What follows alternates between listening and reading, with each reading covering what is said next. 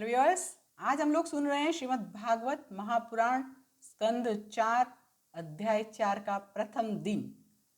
यहाँ पे शिव पुराण की बातें चल रही है और शिव पुराण उसमें सती खंड मैंने परिपूर्ण कर दिया है, पार्वती खंड चालू है। आप सब लोग थोड़ा सा समय निकालिए।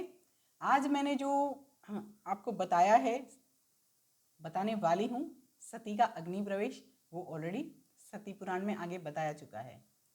अभी मैंने कल आपको ये चीज़ बताई है कि शिव पुराण में जो बात हो रही है उसमें भगवत गीता और रामायण और भागवत पुराण की भी बात आ रही है। सभी पुराण इंटरकनेक्टेड है। समय निकालिए आपके खुद के लिए, देखिए, सुनिए, और अगर आपको पसंद आता है तो ज़रूर से आप शेयर करिए, प्लीज़ लाइक भी करिए। ओम श्री गणेशाय नमः, ओम एम सरस्वत्यै नमः, ओम श्री सद्गुरुदेवेभ्यो नमः, श्री कृष्ण शरणं मम, ओम विष्णवे नमः, ओम श्री लक्ष्मीनारायणाय नमः। अध्याय 4 का प्रथम दिन, सती माता का अग्नि प्रवेश। कल हमने देखा था कि महादेव जी उनको बता रहे थे कि जहाँ पे हमारा मान सम्मान नहीं होता है वहाँ पे जाना उचित नहीं है, और सबसे ज़्यादा पीड़ा तब होती है जब हमारे स्वजन हमको ऐसे मर्मवाक्य बोलते हैं। उसके बाद भी उन्होंने ये भी सोचा कि सती को जाने देने में भी उनका कल्याण नहीं है, रोकने में भी उनका कल्याण नहीं है। इससे आगे यहाँ पे सती माता भगवान शंकर महादेव जी की बात की अवज्ञा करके अपने मायके में पिता के वहाँ जाने के लिए निकल पड़ी। दूसरी साइड देखते हैं तो पियर का, जो पियर बोलते हैं माँ बाप का जो घर है, वहाँ पे यज्ञोत्सव में भाग लेने के लिए, अपने ही स्वजनों को देखने की उत्कंठा से, अपने ही स्वजनों को मिलने के लिए, देखने के लिए, और उनकी जो तीव्र इच्छा थी उसमें, और अस्थिर चित्त और क्रोधावेश से सती ने अकेले ही चल दिया। सती माता अकेले ही निकल पड़ी अपने दक्ष पिता के वहाँ यज्ञोत्सव में भाग लेने के लिए। सती माता जब अकेले चल रही थी, वो देखकर शिवजी ने उनके साथ नंदीश्वर और बहुत सारे गण भेजे, बहुत सारे गणों को भेजा, और इतने करोड़ गण हैं, इतने करोड़ गण हैं जो कि आप शिव पुराण में सुन सकते हैं।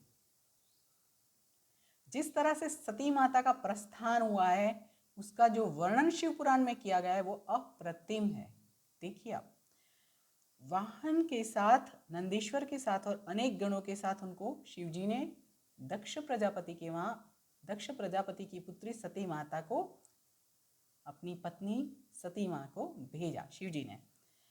और भगवान शंकर जो हैं, भावी को बलवान करके अपनी समाधि में समाधिस्थ हो गए। सती माता जब पितृगृह पे पहुंचती है और वहां पहुंचने के समय पे वो ब्राह्मणों के द्वारा जो वेदों का मंत्र घोष सुनती है, परंतु यहाँ पे ये भी देखती हैं कि दक्ष प्रजापति अपने ही पिता के डर से उनको कोई अवकार नहीं दे रहा है, उनको अवकार नहीं दिया गया, अवकार नहीं मिला। यहाँ पे सिर्फ उनकी माता और उनकी बहनें जो थी, उन्होंने बोला आओ बैठो। वो भी उन्होंने सुना नहीं सुना करके वो सीधा ही यज्ञ मंडप में जाती है। सती माता यज्ञ मंडप में पहुंचती है और वहां सुनती है कि दक्ष प्रजापति जो हैं वो सती माता के पति शिवजी, महादेव जी की निंदा कर रहे थे, और वो उनको सुनाई देता है। यहाँ पे वो ये भी देखती है कि भगवान शिव का यज्ञ भाग भी नहीं निकाला गया है और वो दिखता भी नहीं है। अब उनको शिवजी की बातें याद आई, जहाँ पे शिवजी ने उनको बोला था कि जहाँ पे हमारे स्वजन हमारे ऊपर मर्म वाक्य बोलते हैं, ऐसे वाक्य बोलते हैं जिससे हमारे हृदय में पीड़ा रहती है, और जहाँ पे हमारा स्वागत नहीं हो, हमारा अवकार नहीं हो, हमको इनविटेशन नहीं हो, वहाँ बिन बुलाए नहीं जाना चाहिए। परंतु सती माता ने ये भी सोचा था कि हमारे स्वजन, हमारे माता पिता, हमारे पति, हमारे मित्र के वहाँ हम लोग बिना बुलाए भी जा सकते हैं। और वही सोच के वो निकल पड़ी है, वहाँ पहुँच गई हैं और ये सब देख रही हैं। और तभी उनको शिव जी की ये बात याद भी आ रही है। तुरंत ही उन्होंने डिसाइड कर लिया कि मैं आत्मविलोपन करूंगी। और उन्होंने आत्मविलोपन का सती माता ने निर्णय ले लिया।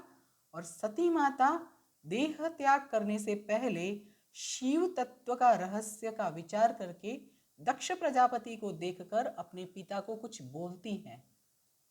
वो जो बोल रहे हैं वो हम लोग कल सुनेंगे। आपके लिए 5 से 7 मिनट में मैं भागवत पुराण बता रही हूँ। समय निकालिए, सुनिए, समझिए, जुड़िए, जोड़ते रहिए।